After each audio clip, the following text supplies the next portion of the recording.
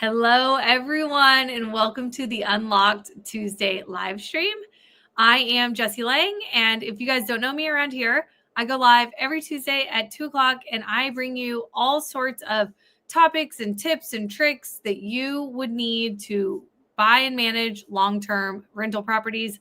I help people get up to the point where they're buying 1 to 3 rentals per month on autopilot. That is our jam around here.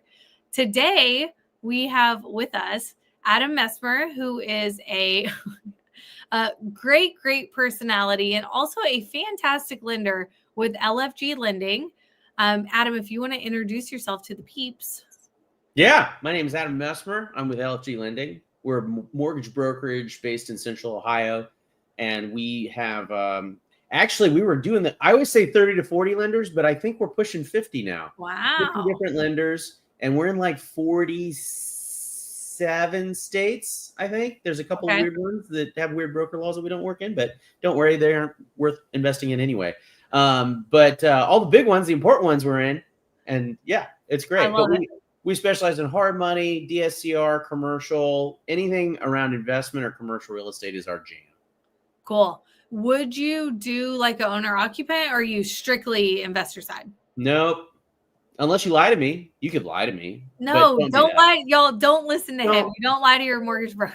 Don't lie to your mortgage broker. That's a joke. I got jokes, but yeah. I'm going to have to rein you in. I'm going to have to rein you in on this. That's okay. So if y'all can't tell, Adam's a jokester. He's, you don't want to, I talk all the time about building your team. You don't want to work with a bunch of duds. You don't want to work with people that you don't enjoy. So why not just have fun in life and work with someone you enjoy? Exactly. So we got Adam here for that. And so when you say you're working with pushing 50 lenders at this point, well, I'm thinking, aren't you the lender? So how does that work? Yeah. So I'm a broker. So I'm an advocate for the borrower. So what happens is you come to me and you present your case of like, hey, this is the thing that I'm trying to do. And then I go through my Rolodex of lenders. For those of you that know what a Rolodex is that are that old, and figure out, okay, who's got the best terms and conditions for what it is that you're trying to do. And people often say, well, why wouldn't I just go straight to the lender? Why would I skip? Why do I need a middleman? And a lot of it is one, we're a great filter. There's a lot of times when borrowers think that they're being very helpful by providing lots of information. And sometimes that can talk a lender out of a deal. And so we can help curate the amount of information that is going towards the lender and make sure that only the pertinent pieces of information are coming through and nothing that could jeopardize your deal. I love that. Yeah. That's one big reason. Another big reason is if something goes haywire in the middle of the process because of something that we didn't anticipate or couldn't expect, we have your file. We have everything. So then we just pick it up and place it with a new lender and keep it right on trucking. I love it. Yeah. I love it. I've never heard of a broker kind of proposed as an advocate, but that's exactly what you're doing. You are taking my information as the borrower and going on my behalf to shop at, 10, 15, 20 different, end lenders, and then bringing me back just that relevant information. And even I would say kind of advising on which you think would be best. Absolutely. Yeah. Oftentimes, if it's a simple deal, then I might just say, okay, here's the best. Like, I don't need to come up with 10 quotes because it's clear what the best option is. But sometimes there might be some nuance to it. And there might be somebody that has a lower rate but higher fees, or somebody that has better fees but a higher prepayment penalty. And so kind of talking through the scenario with you and figuring out exactly what you're trying to do with the property is what we're the best at LFG to figure out, your best option. Yeah, I love it. You're the best at finding the best. Yeah. Yeah. We like to think so. I love it. Okay. So from an underwriter's point of view, and remember, you guys, this whole topic is called "What Are Lenders Really Looking For?" You probably, if you have even Googled real estate, you've probably talked to a lender at some point, but it's kind of vague. What are they actually looking for behind the scenes? So that's what we want to dig into. So my first question for you is, for an investment property, from an underwriter's point of view, would you care more about the borrower's profile or the property numbers or some combination? It's always some combination of the two. And it depends on which route we're going. Now, you're a pretty big advocate for the Burr method, aren't you? Big time. Yeah. Okay. Burr till I die. Yeah. Oh, yeah. So chances are, at least for the initial acquisition, you're going to be using hard money. So in a hard money scenario, I would say experience is a major driver. So if you can get, once you have a few flips under your belt and you can prove that you know what you're doing, I mean, that really unlocks a bunch of opportunities for 100% financing. So we've got a few lenders that'll do 100% on purchase price and 100% on rehab. But the big key to that is experience. Now, that doesn't mean that, oh, I don't have any experience. I'm brand new. I can't do anything. No, absolutely not. We'll do 90% loan to value on the purchase price and 100% of rehab for brand new people. You know, I'd say, y'all, that's pretty dang good. You can get put 10% down on a purchase price, and let's put some numbers behind that. So if you were buying something for $100K, you put $10K down. Yeah. Right. 10% down, 90% finance. And then say you put $50,000 into the reno, 100% covered by your hard money lender. Then you're 10% down on a $150K loan. I mean, that's less than 10%. Yeah. Yeah. That's pretty sweet. Yeah. Yeah. That's a pretty good deal. So, and I mean, there are some limits on ARV. Like you want to be, you know, I would say somewhere between 65 and 75% of ARV in your total loan. I would say 65% is going to get the best terms. 75% will still work, but it'll be a little ugly. A little more expensive. Yeah. So, and it can vary, and it all varies from lender to lender and deal to deal. Cool. And so what do lenders look at as far as the borrower's profile? Like you said experience, but are there like tactical, tangible things you can measure? Absolutely. So number of flips that are entered and exited within the last 2 years is a very good metric, right? So that's how we're going to measure experience. Not, well, I worked for my uncle and painted fences for a summer. That doesn't. Or, I mean, actually, I do have a lender or two that if you're a licensed GC, they might consider that experience. So if you're out there and you have that, call me and I'll look through my pile of lenders and see. He's got 50 to go. I got 50 of them. 50. So little Molly Shannon for you from from a long time ago. Okay. So that's experience. Credit. So I would say a lot of the big national lenders are going to want to see some kind of credit profile, right? So they're going to want to see like maybe a 660, 680, something like that on the minimum credit score. But I do have a few lenders that don't pull credit at all. So what's the trade-off on that? It's more expensive. Yeah. But but a lot of those guys that are doing the no credit pull, they're also doing 100% financing. So those lenders are going to be really driven by experience. I did this deal the other day. This is nuts. This is crazy. So I did $1 million loan for these guys, and they really knew what they were doing. I was very impressed. And it was a $300,000 purchase, a $700,000 rehab. Jeez. Because they were adding 3,500 square feet. And then the ARV was $2 million. Okay. So $1 million in, $2 million out, right? Yeah. And the whole lending process, this is wild, was a phone call. Single phone call. It was technically 2 phone calls, but yeah, it was. There was basically one big phone call with me, the borrower. Made me want to puke because I was afraid he was going to say something dumb, but he didn't. He was good. And 4 old rich guys in Kentucky.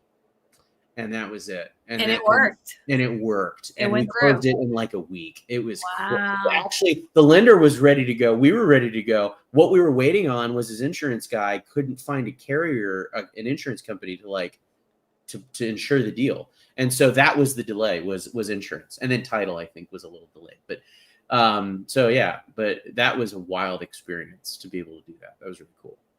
Cool. I love that. And I'm sure you have a million stories like that. As far as the big kind of fun and quirky ones, and then the bread and butter every day, get in, get out flip, get in, get out rental, what % is your business? Oh, most of it's the boring stuff. Yeah. Most of it is, I do a ton in Montgomery, Alabama. If you don't mind, I mean, assuming you don't live in Montgomery, Alabama, if you don't mind being a distance landlord, that's a really neat market. You can buy a house for about $130,000 and then rent for $1,500 a pop through Section 8. So your out of pocket is like 30 grand ish, and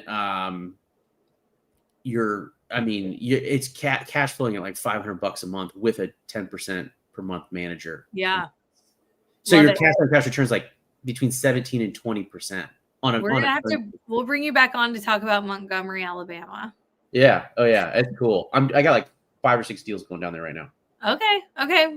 Cool. So, yeah. But it sounds like, yeah, just like I tell everyone, y'all, the business is not built on these big home run, 1 in a million type deals. The business is built on doing repeatable business day in and day out. That's from the investor's point of view. That's from the lender's point of view. You make money by creating a repeatable system.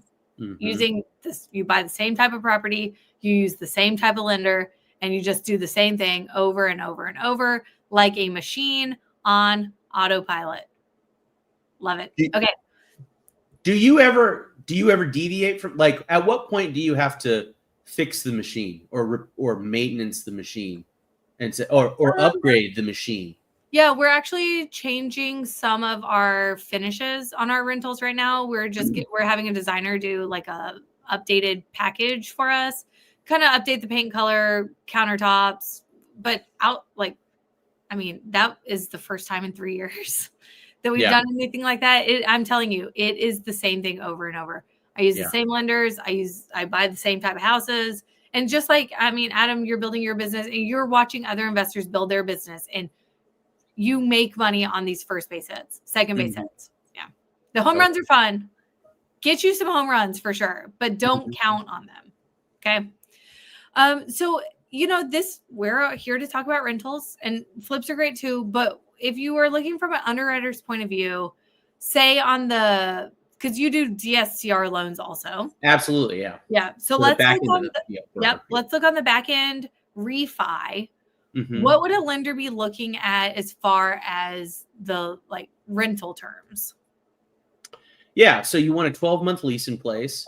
Okay. You want, if you can get a credit score in the mid 700s, that's going to really get you the best terms as far as rate goes. As far as underwriting guidelines, it's not much. Here's a big one that I think is not talked about enough. Background checks.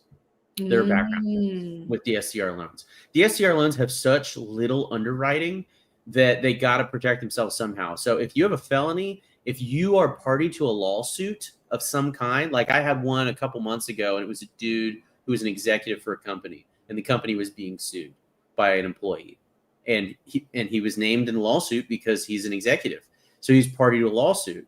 And if we know about that ahead of time, we can get ahead of it. And we have lenders that care less about that or are more flexible. Whereas other lenders, if anything comes up, they'll kill it immediately.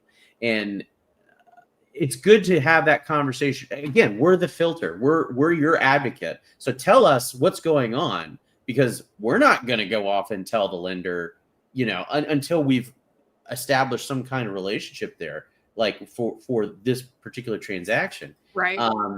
And that'll help us pick one that's appropriate, because there might be one that might be a little bit higher on rate or a little bit higher on fees, but if they don't care, then that gets the deal done. Whereas if you're just chasing the rate or chasing the fees, but it can't happen, then it's going to delay you and delay you and delay you, and it's just going to be problematic. Yeah.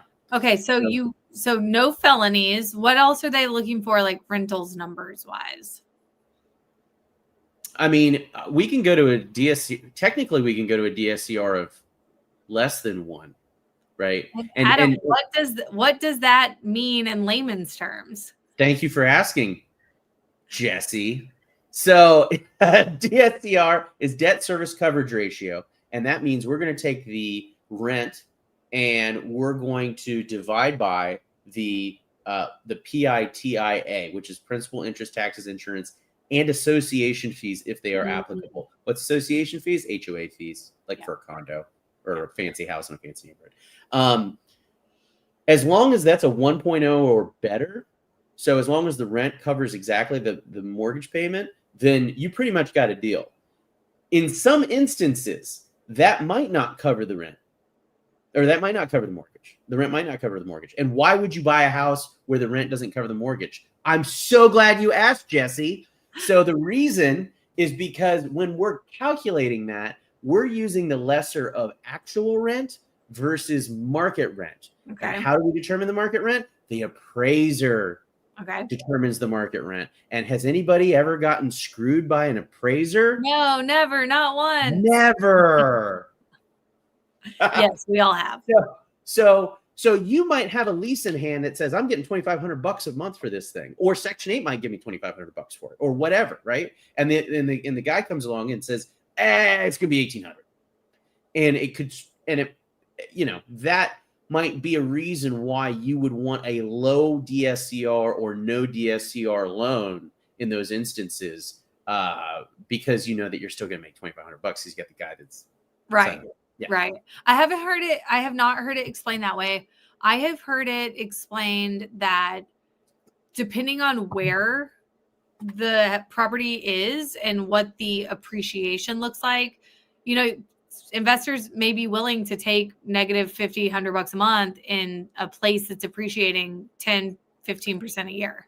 Did you say negative $1,500 a month? No, negative cash flow. $50 to $100. 50 to 100. Yeah. I was going to say, what kind of crazy? No. That Jesse Lang money. Hey guys, come on into Rentals Made Easy. We're going to get you negative $1,500 a month. It's going to be great. It's opposite day. So some people will take a negative $50 to $100 a month in a highly appreciating market. I don't buy that way, but I have heard quite a few people. And that might be a reason for it. But I would say the more common reason why you might need something is because you have in your back, or you might turn it into a short-term rental, right? And a short-term rental might be 2 to 3 times what a long-term rental is. Right. And so really, people often forget about that market component of a DSCR loan, that the appraiser is really involved with not just determining the value of the property, but the value of the market rent. Yeah, definitely. Andrea's asking, is doing Section 8 on every property the way to go, or do you decide, as far as from a lender's point of view, is there any difference between like a Section 8 lease or a regular self-pay? I love your platform. That's so cool. Yeah, isn't that fun? That's neat. Should we always do Section 8? Well, just from a lender's point of view, how would it affect the loan? That's a great question. So on purchases, it often does not. On refis, it can. Okay. Right? Some lenders do not like Section 8, period, the end. They're like, nope, we aren't going to lend on Section 8 properties. And I think the reason for that is because there can be some inherent costs in punching out those units when it turns time to turn over. Yeah. And so I think that's their disdain for that. But I think if your plan is using Section 8, then the lender that you're working with, the broker that you're working with, when you're working with me, just let us know, like, hey, we're planning on doing this as Section 8. And you can guide to the right lender. Yeah. Cool.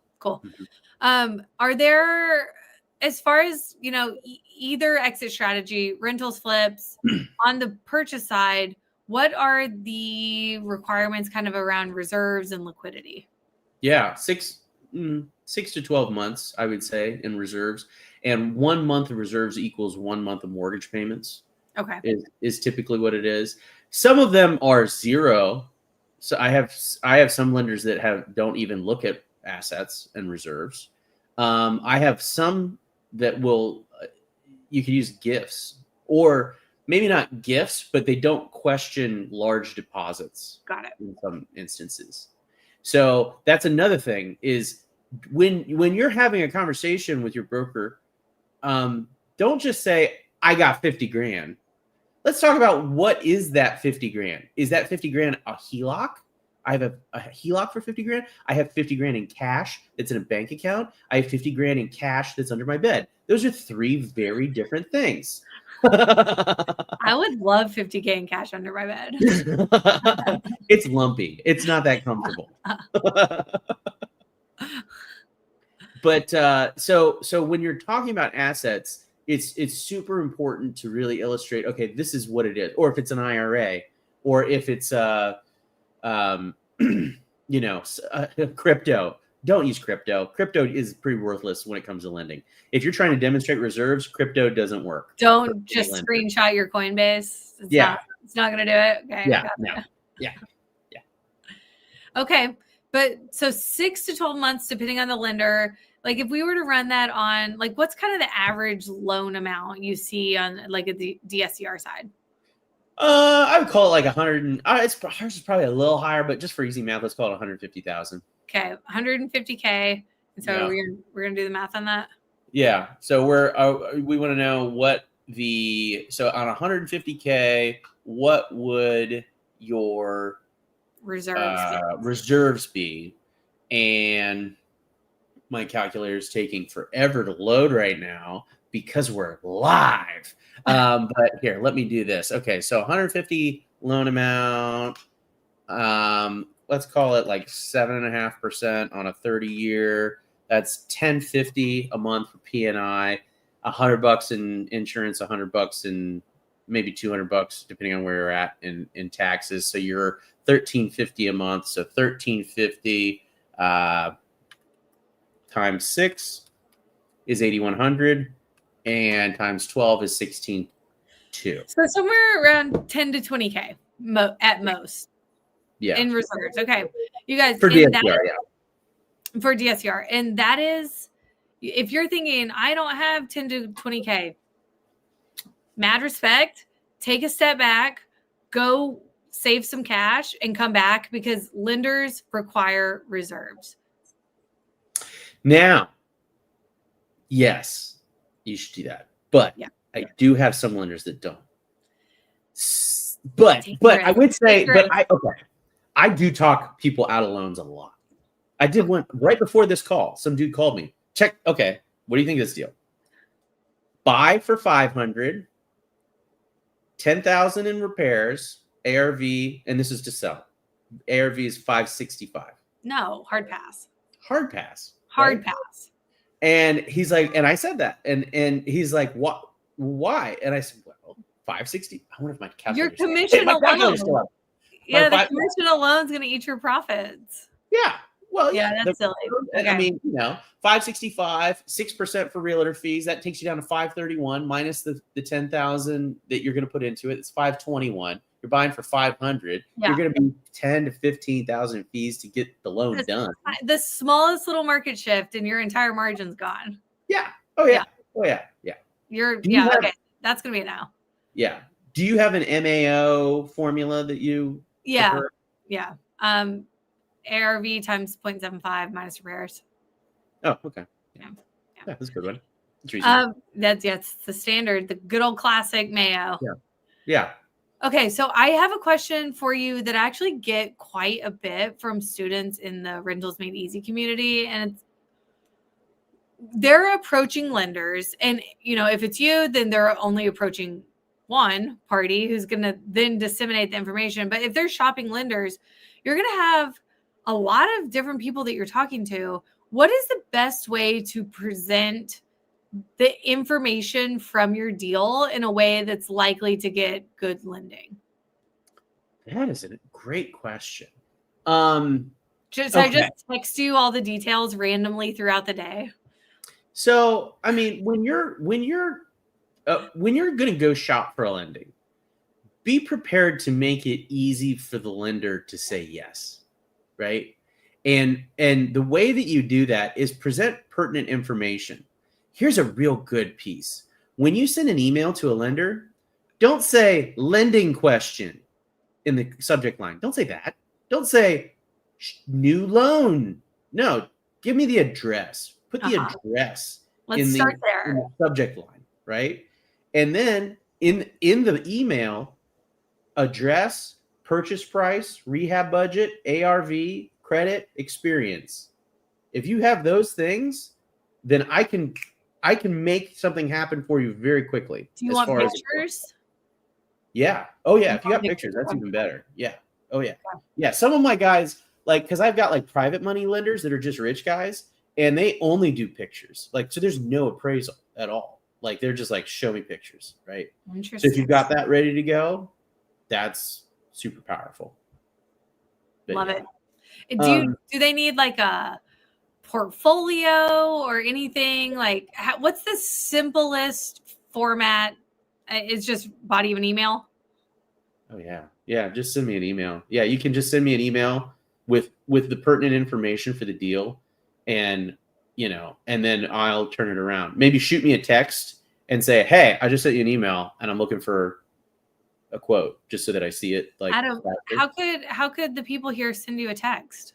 What's at my phone number, my telephone number, which is 614-595-3457.